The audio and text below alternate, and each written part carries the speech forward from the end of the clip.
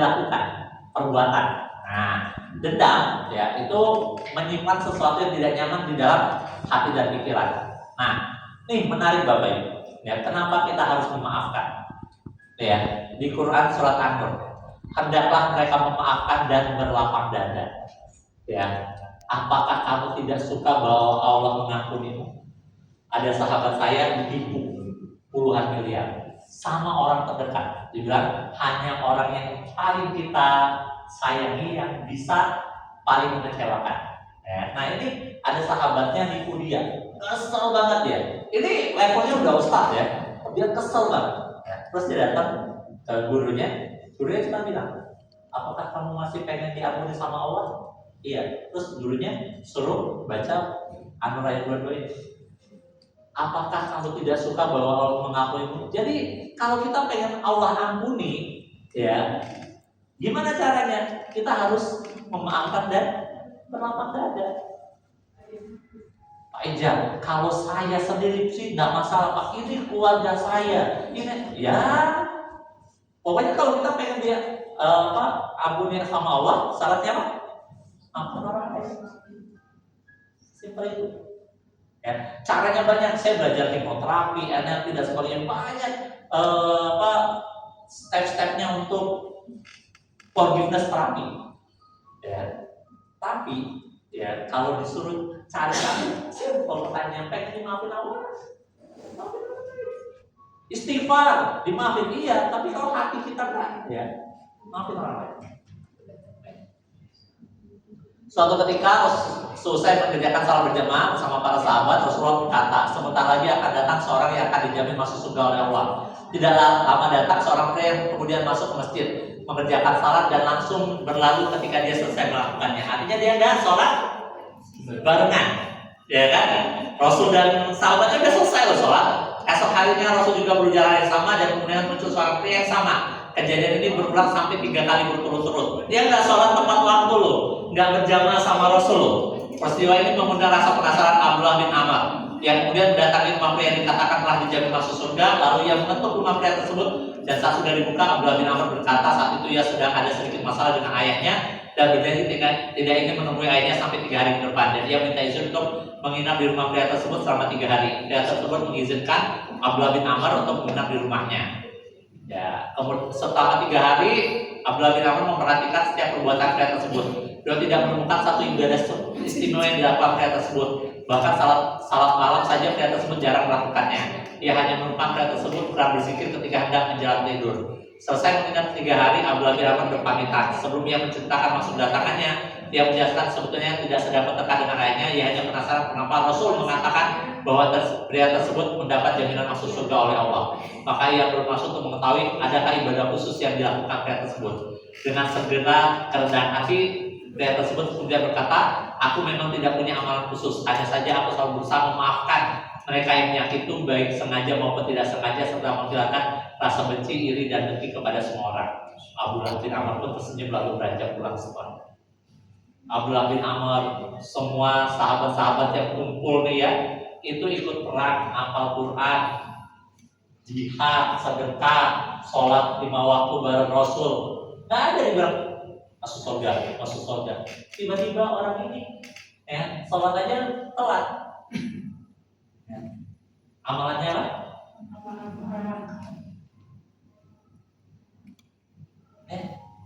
Simpel itu. Jadi kenapa sih kadang hidup kita masih sulit? Kadang-kadang kita belum. Masjid keajaiban itu adalah hati. Ya, ada segumpal di jasad itu ada segumpal daging. Jika ia baik, maka baik pula seluruh jasad. Jika ia rusak, maka rusak pula seluruh jasad. Kita doanya adalah hati. Ya. Nah, penyakit hati itu kayak takabur, ria, ujub, munafik, sum'ah, ya, pelit, dendam, dengki, dongkol, pelit, menyalahkan, eksis, cari alasan, justify. Ya. Kalau Bapak Ibu, gimana caranya? Mulai satu hal, tidak mengeluh. Apa? Tidak mengeluh. Ya, bersyukur sama dengan tidak mengeluh. Kok panas banget ya? Kok dingin banget ya? Kok lama banget ya? Kok asin banget ya? Kok ini banget ya? Sekarang kita tahan. Ya, guru saya bilang tahan itu lihat, ya. keajiban yang luar biasa. Guru saya bilang disiplin kata. Ya, guru saya lain bilang tahan untuk mengeluh. Udah, pokoknya jangan mengeluh. Ya, jangan mengeluh apapun itu. Ya, karena kita ini kurang panas, kurang dingin, kurang ini, ya ini waktunya kurang bagus. Pokoknya mulai sekarang jangan mengeluh. Ya. Dan doa saja. Dulu saya pikir itu cuma quote, ya. Berdoalah sama Allah walaupun hanya tentang sendal. Ya, ternyata itu hadis. Gitu. Baik, itu hadis. Jadi doa saja. Ya, jangan mengeluh. Ya. Nah, alasan agar mau mudah dan bisa memaafkan dan menyenangkan dengan bervideo call. Ya ini tadi. Rahasia hati itu kalau kita masih pengen minta diampuni sama Allah, maka kita harus memaafkan. Ya. Nih, cepat aja 5 langkah perubahan hidup. Ya. Pertama, nih, niat yang ikhlas. Yang kedua, orang tuh niat dulu. Setelah niat, mereka akan tahu. Ya, untuk tahu itu butuh ilmu. Ini pertanyaan menjebakkan. Duluan mana, lebih penting mana, ilmu atau adab? Ilmu atau adab? Sekarang pertanyaannya, adab itu apa? Sekarang jadi contoh. Ya, bagi kita, adab kita itu nggak sempat. Nggak beradab di Indonesia, tapi di daerah Timur Tengah itu berarti kita menghargai makanannya, ya kan? Jadi ilmu dulu atau adab dulu? Yang benar adalah ilmu tentang adab. Bagaimana kita tahu itu adabnya benar kalau kita nggak tahu ilmunya, ya kan? Jadi ilmu tentang adab, ya. Jadi untuk tahu kita butuh ilmu. Nah, terus untuk mau tahu nih, haji itu wajib, ya kan? Tahu butuh ilmu. Tapi masanya mau nggak? Mau butuh motivasi. Saya mau olahraga nih, kayak Kang Dea bisa lari sepeda berapa ratus kilometer gitu ya.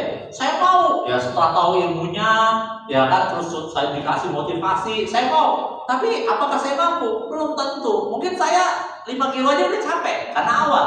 Ya, Kang Dea bisa ratusan kilo, nggak capek kenapa? Karena latihan. Nah, jadi kita untuk mampu kita butuh latihan. Ya, jadi setelah niat kita harus tahu. Kalau tahu baru kita mau. Ya, mau nggak beli tanah di sini? Ya kan? Belum tentu kita mau. Kenapa? Karena kita nggak tahu harga di sana berapa.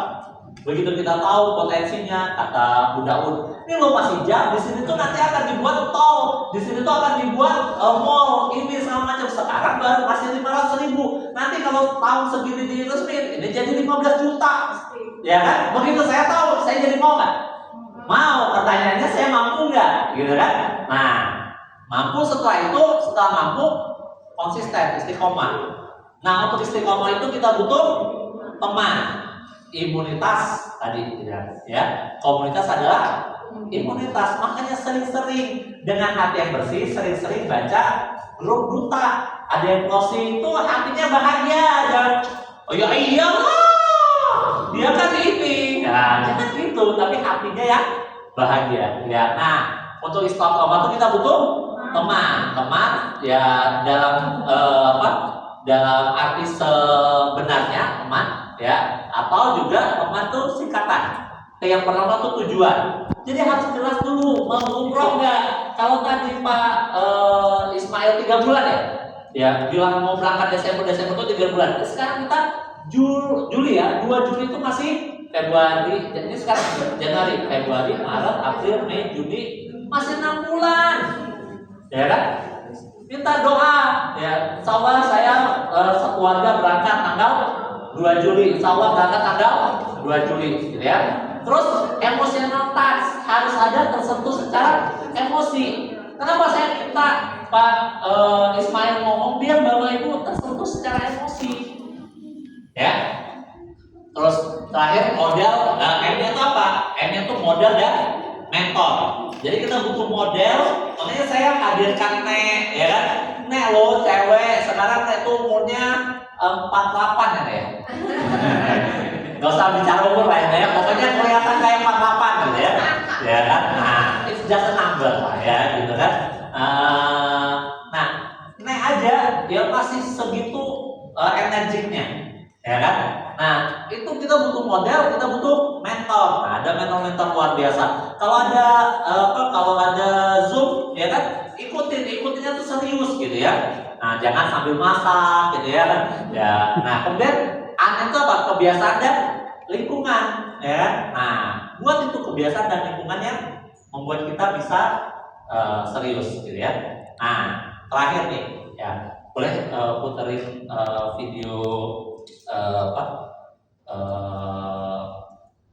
yang ya terakhir dari yang kalau kita video doa itu